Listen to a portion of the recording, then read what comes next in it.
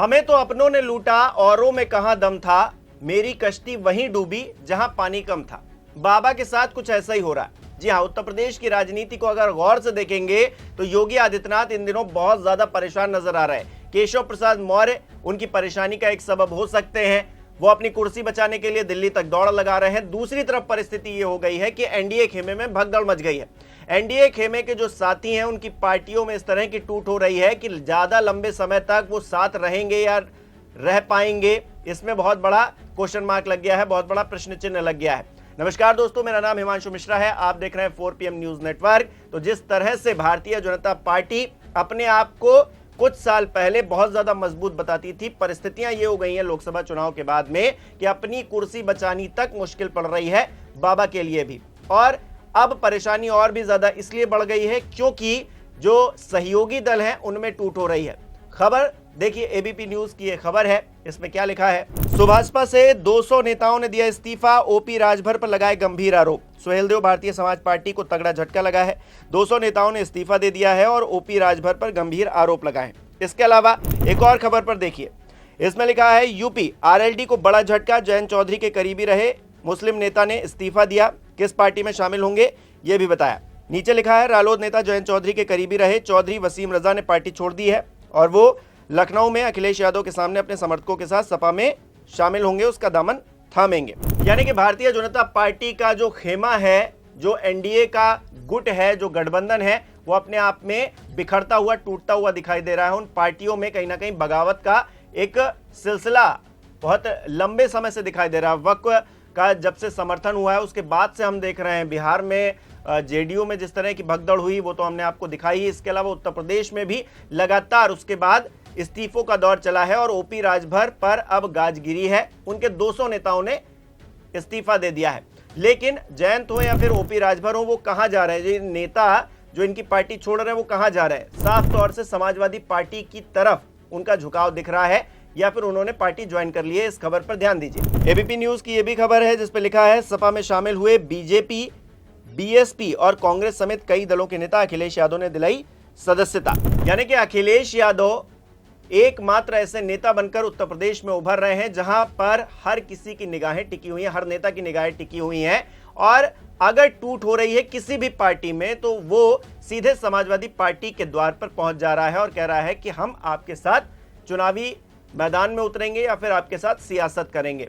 ऐसे में भारतीय जनता पार्टी हो या फिर उनके जो सहयोगी दल हैं उसमें टेंशन होना लाजमी सी बात है। बीते रोज जब सुहेलदेव भारतीय समाज पार्टी के कई नेताओं को अखिलेश यादव अपनी पार्टी में ज्वाइन करा रहे थे तब उन्होंने एक बड़ा बयान भी दिया। उन्होंने कहा कि महाराजा सुहेलदेव की प्रतिमा भी रिवर फ्रंट पे लगवाएंगे। सुनिए वो क्या कह रहे हैं। इनका सबसे पहला सुझाव ये है और इनकी मांग है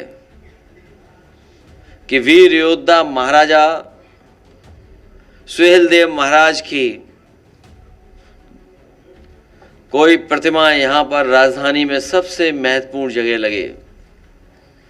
मैंने इनके समाज के लोगों को आश्वासन दिया है कि समाजवादी सरकार बनेगी तो यही देश का सबसे सुंदर रिवर फ्रंट है, इसी पर महाराजा सुहेलदेव जी की प्रतिमा लगवाने का काम हम समाजवादी लोग करेंगे। तो यहाँ दोस्तों ओपी राजभर और जयंत चौधरी की ही बात नहीं है। अगर देखेंगे केंद्रीय स्तर पर तो अनुप्रिया पटेल भी ब्लैकमेलिंग पर उतर आई हैं।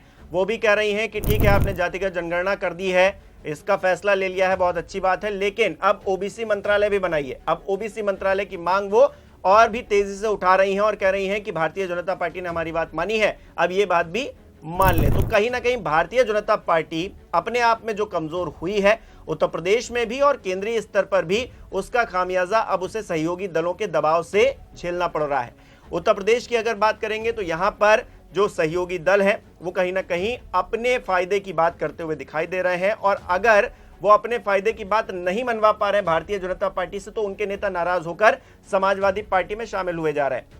समाजवादी पार्टी के लिए अच्छी खबर इसलिए है क्योंकि वो बीएसपी में टूट हो रही हो, वो भारतीय जनता पार्टी में टूट हो रही हो या फिर किसी और दल में उत्तर प्रदेश के टूट हो रही हो, वो सब समाजवादी पार्टी का दामन थाम रहे हैं, समाजवादी पार्टी के पीडीए में शामिल हो रहे हैं। और जो पीडीए का कुनबा है, अखिलेश यादव लगातार इस बात का जिक्र कर रहे हैं कि उनका कुनबा जो पीडीए का है वो लगातार बढ़ता जा रहा है। ये देखिए अखिलेश यादव ने ट्वीट करके क्या लिखा है, लिख रहे हैं जैसे जैसे पीडीए वाले बहुरंगी होंगे तैसे तैसे सब एक रंगी बदरंगी होंगे।